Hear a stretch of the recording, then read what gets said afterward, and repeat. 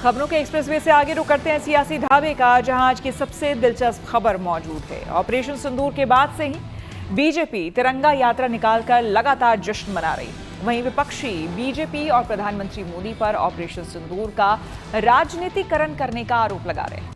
इस बीच गुजरात दौरे के दूसरे दिन प्रधानमंत्री मोदी ने एक बार फिर से पाकिस्तान पर निशाना साधा और कहा कि महज 22 मिनट में 9 आतंकी ठिकाने तबाह कर दिए गए। तो वहीं विपक्ष सीज फायर पर सवाल उठाकर सरकार को कटघरे में खड़ा कर रहा है। वहीं इस पूरे मिशन को सरकार का फेलियर बताते हुए शिवसेना उद्धव गृह मंत्री अमित शाह से इस्तीफे की मांग कर रही है।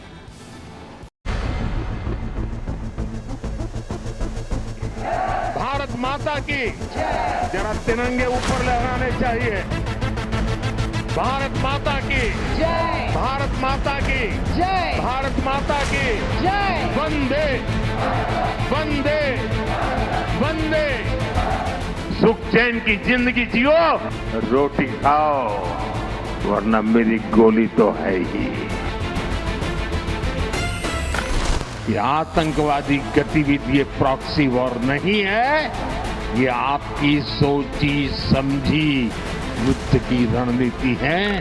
कर्तव्य पालन में चूक हो गई, इसके लिए अमित शाह का इस्तीफा लेना चाहिए, उनको मंत्रिमंडल से बर्खास्त करना चाहिए।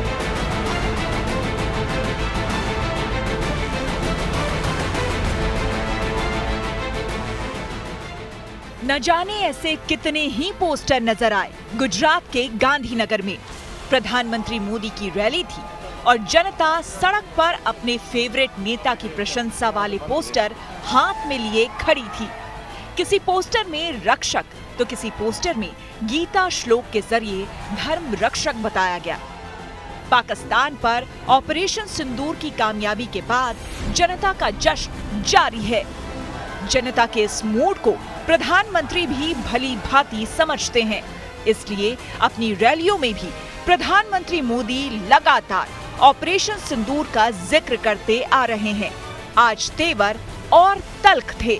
पाकिस्तान को याद दिलाया कि सिर्फ 22 मिनट के एक्शन में उनके घर में पल रहे आतंकी ठिकाने नेस्तनाबूद हो गए थे। जब आतंकवाद के 9 ठिकाने तय करके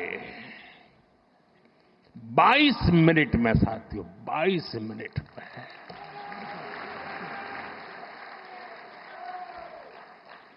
उनको ध्वस्त कर दिया। और इस बार तो सब कैमरा के सामने की सारी व्यवस्था रखी थी ताकि हमारे घर में कोई सबूत न मांगे। अब हमें सबूत नहीं देना पड़ रहा है, वो ऊपर वाला दे रहा है। मैं इसलिए कहता हूं अब ये प्रॉक्सी वॉर नहीं कह सकते इसको,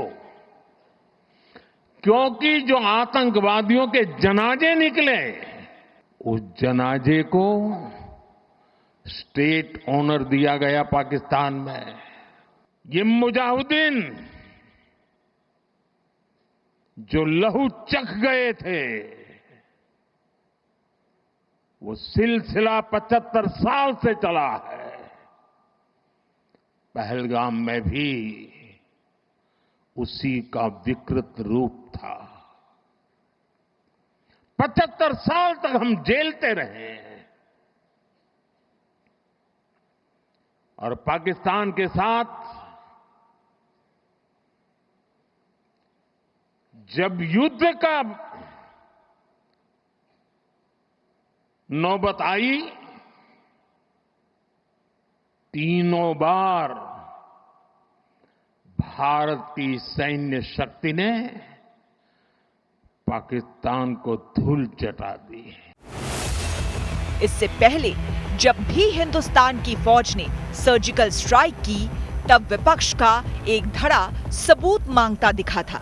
इसलिए प्रधानमंत्री ने आज पहले ही कहा कि जहां जहां हमले किए वहां की तस्वीरें भी निकाली। ये विपक्ष पर प्रधानमंत्री का वार था, पर विपक्ष के नेताओं ने सरकार को घेरने के लिए अब नया मुद्दा ढूंढ लिया है। पहला ये कि सीज फायर क्यों किया और दूसरा ये कि पहलगाम के आतंकी अब तक बचे हुए क्यों हैं। जब सेना ने अपना शौर्य और पराक्रम दिखा करके पाकिस्तान के अंदर घुस गई थी तो आपने 1 मिनट के अंदर सब चीज़ों को रोक दिया, और रोकने से पहले कोई आपने वार्ता नहीं की, कोई बात नहीं हुई कि आपको हासिल क्या हुआ। पहलगाम के कातिलों को सज़ा देने के लिए हमने ऑपरेशन सिंदूर शुरू किया था। पहलगाम के कातिल कहाँ हैं?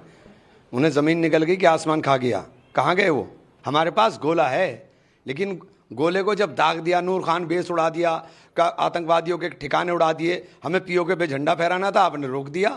तो इसकी जवाबदेही तो आप ही करेंगे, कोई दूसरा थोड़ी करेगा। ऑपरेशन सिंदूर को लेके पूरे देश में वोट बैंक की राजनीति प्रधानमंत्री जी कर रहे हैं। मेरा विनम्रता पूर्वक उनसे 2-3 सवाल है। वो 4 खूंखार आतंकवादी कहाँ हैं जिन्होंने हमारी बहनों के सिंदूर उजाड़े? वो भारत की सीमा में 200 किलोमीटर अंदर कैसे आ गए?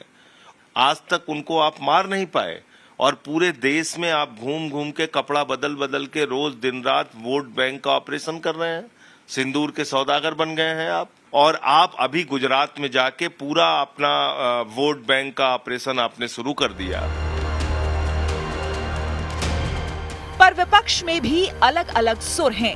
नेशनल कॉन्फ्रेंस के अध्यक्ष फारूक अब्दुल्ला कह रहे हैं कि जंग नहीं होनी चाहिए, इसमें मासूम मरते हैं। पर उद्धव ठाकरे की शिवसेना के संजय राउत इस पूरे मिशन को सरकार का फेलियर मानते हुए गृह मंत्री से इस्तीफा मांग रहे हैं। ऑपरेशन सिंदूर करने की जरूरत क्यों पड़ी है? इसलिए कि पहलगांव में 26 हमारी माता भगिनी का सिंदूर उजाड़ दिया आतंकवादियों ने। उसके लिए जिम्मेदार देश के गृह मंत्री अमित शाह है, और उसका प्रायश्चित लेने के लिए अमित शाह जी ने अपने पद से इस्तीफा देना चाहिए। ये मैं बार बार कहता हूँ। मगर मैं हर वक्त ये कहता हूँ, जंग किसी मकसद पे पहुंचने का रास्ता नहीं है। जंग बर्बादी लाता है। इससे भी देखिए क्या उनके यहाँ बर्बादी नहीं हुई होगी? हमारे यहाँ कम बर्बादी हुई। टूरिज्म छोड़ दीजिए, आप जाइए देखिए पुंछ में किस तरह से वहां मासूम बच्चे मारे गए। विपक्ष चाहता है कि सरकार को ऑपरेशन सिंदूर का क्रेडिट ना मिले, इसलिए कांग्रेस कह रही है कि पाकिस्तान को सबक तो सेना ने सिखाया, फिर श्रेय मोदी सरकार को क्यों दे? पर सरकार में शामिल बीजेपी इसे देश की बड़ी उपलब्धि के तौर पर पेश कर रही है। कुल मिलाकर ऑपरेशन सिंदूर पर सियासत जबरदस्त है। Bureau report, good news today.